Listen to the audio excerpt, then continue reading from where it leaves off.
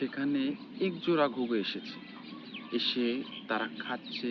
কিছুক্ষণ পূর্বেই হয়তো অল্প কিছুদিন আগেই জমির মালিক সেখানে তারা বীজ রোপণ করে গিয়েছে। মালিক শস্য যে রোপণ করে গিয়েছে, সে এসে আর হয়তো যে তার আশানুরূপ আমরা বলে থাকি, যে প্রত্যাশা করছে যে পরিমাণ সেখান থেকে ফসল হবে, ঠিক সেরকম ফসল আর হবে। ঘুঘুর জোড়া দুটি আপন নিজের মনে করে আমরা বলে থাকি যে পরের ক্ষেত নিজের মনে করে খাওয়ার এক দৃশ্য।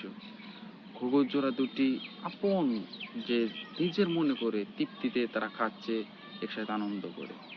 অপরূপ দৃশ্য, কেননা প্রকৃতি যে এত সুন্দর। বিকেল বেলায় তারা আনন্দ করে উপভোগ করে খাচ্ছে। মনে হচ্ছে এটা তাদের নিজস্ব একটি জমি, সেখানে তাদেরই পরিবারের কেউ এখানে রোপণ করে গেছে। আসলে এমনটা নয়, এই আল্লাহ তাআলা তাদেরও এই রেজেক আমাদের মাধ্যমে দিয়ে থাকেন। আর সে পরিমাণ হবে না। ঘুঘুটি আপন মনে করে খাচ্ছে। ঘুঘুটি দেখতে যেমন সুন্দর, ঠিক এই জমিরও মালিকের হবে একই অবস্থা। কেননা যে প্রত্যাশা করেছে এখান থেকে প্রচুর এই যে শস্য রোপণ করেছে, সেই শস্যগুলো পাবে, ঠিক আশানুরূপ সেই শস্যগুলো পাবে না।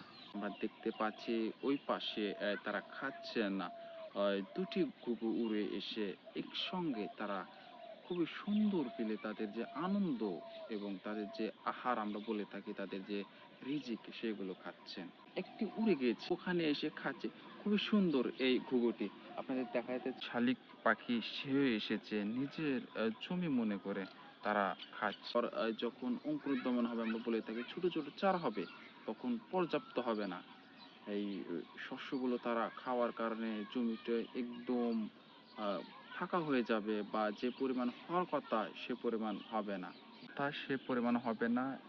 ঘুঘুটি করে খাচ্ছে।